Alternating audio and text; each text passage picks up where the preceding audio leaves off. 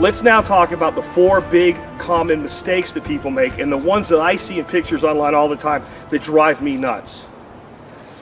Okay, the first one I've already talked about, and it's the most problematic, and it's the one that I just want to, like, every time I see this picture, I want to reach into it and fix the person. And that is bringing the head down. And it usually looks something like this. And you think, that doesn't look that much different than this. But it's a huge difference. When you bring that head down, first of all, you're setting yourself up, again, with a centerfire rifle, to take a hell of a whack on the chin here. You're also in a position where, if you look at my neck, when my neck's down like this, it's stressed. Whenever you put stress on the body, you cause tremors in the muscles. So it's much more difficult to be steady and firm when they're head down like this than being up in a proper position again. The other thing that you often see that causes this to be even worse is you'll see a person trying to shoot like this, where they're trying to use their left eye in their right hand. That's a person with a severe eye dominance issue. They have a left dominant eye, or if they're this way, they're left-handed with a right dominant eye. You'll never be able to shoot well that way. Again, straight ahead, rod into the eye, rifle brought to bear on the target. Okay, that's the easy one. That's the one I really want you to take some pictures of yourself shooting, or pictures of yourself practicing, even just practicing form or some video. Have a partner work with you and make sure you're not doing that one. Let's talk about the next one. Okay, the next error is also very, very common, and it drives me crazy as well, but it doesn't bother me as much as the head position one, I guess because I don't see it quite as often. I usually see this one with smaller shooters that maybe are shooting a weapon that's too heavy for them, and I see it with a lot of females, and I see it with a lot of new shooters who are intimidated by the weapon and worried about recoil. Even when they're shooting small caliber weapons, there's a mental issue there. And that is the lean back. And the lean back is the one that, other than the head position, the other one that drives me crazy, maybe not quite as bad because it's easier to fix, and people are tend to allow you to correct this a little bit easier. And that's where you got the shooter, and maybe they got that head position right now, but then they're like this. And they're leaning back, like they're trying to hold the weapon up like it's too heavy. And they're way back like this. There's so many things wrong here. First, you'll notice my head's, even though I'm trying to put it in the right position, it's a little bit too far down, because I've kind of put myself into that position. But I've got a huge amount of stress now on this part of my back. I've got this straight line going up my leg. Again, stress, little quivers in the muscles, harder to be consistent with your shooting. The other thing is, again, 22 rifle, no real consequence here, 30-06 in your back like this. When you take the recoil now, and that rifle recoils and pushes back, your body has nowhere to go, which means 100% of the recoil transfers in and through your body. When you're leaned slightly forward the way you should be, and that recoil comes, since the legs are bent instead of straight, since the upper body is bent, since everything's relaxed, there's room for the body to give. And because there's room for the body to give, it's like being on a motorcycle or a bicycle, and you come off a ramp or a jump. If you land with your legs stiff and straight, you land with a tremendous thud and you do damage to the vehicle underneath you. If you keep your knees bent, you can almost set that bike down as you come off of a jump. Works the same way with this. The next one, this one is not as common, but it is one that bothers me when I see it, and it does cause a lot of problems with shooters. I'll give you some leniency with where this right arm elbow is. Proper shooting form, right at the camera so you can see me, is really about 90 degrees off the body here. I don't have a big problem with people that bring that arm in, especially in a tactical position, a little bit different than a sporting position, where you're down like this. Okay, or if you're looking up over the weapon and you're bringing it in, you're holding it almost more like a handgun stance. There's people that are big advocates of that. For me, in sporting situations, I'm not, but I understand it. But this elbow here is the one that drives me crazy. That elbow belongs down underneath the stock, almost straight. It's impossible to get it completely straight, but you want it underneath here. It creates a perfect support.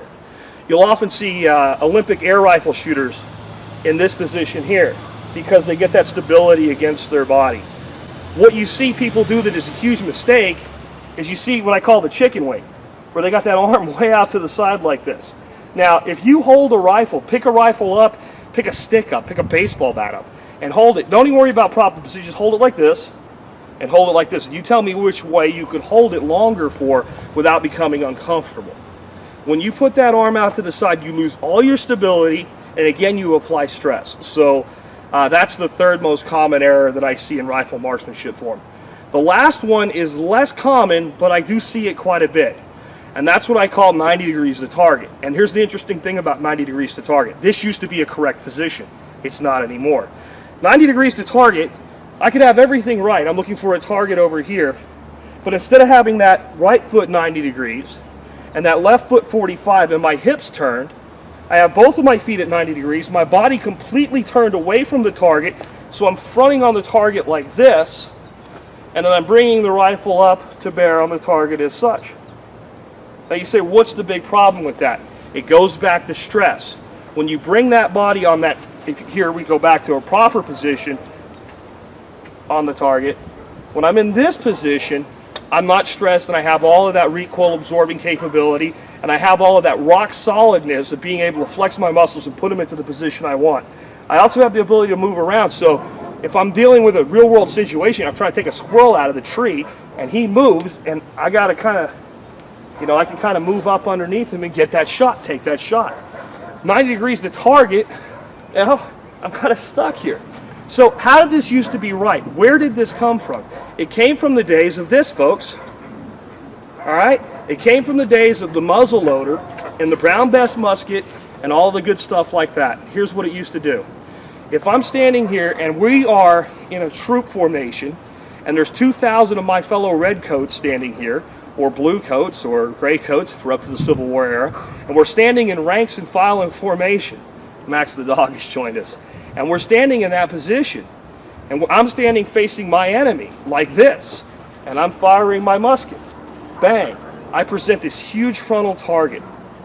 This position of being 90 degrees to target here was for those days. For those days with the musket out, rank against rank, file against file. Because when I turn this way, I prevent a smaller target. I also am more likely to take a superficial wound than a mortal wound.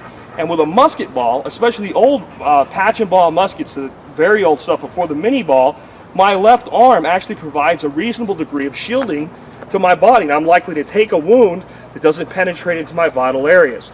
So if you're ever transported back in time and you end up with a Brown Bess musket in the middle of a field facing a rank of enemy soldiers, that's the way to stand.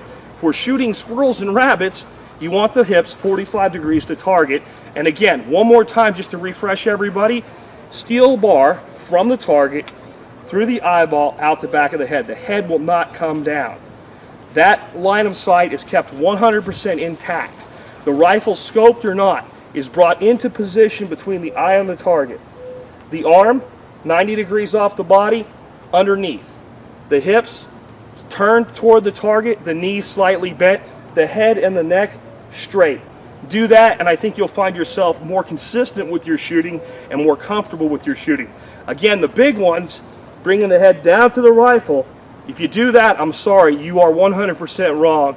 And the other one, leaning back with the rifle. What I think you'll find now, if you haven't already felt this way, is when you start looking at pictures of people with rifles online, you're going to start looking at it going, oh God, straighten up, now that you know what to look for. So hopefully this will help you out. Hopefully this will make you a better rifleman. And with that, this has been Jack Spirko with another edition of the Survival Podcast video series.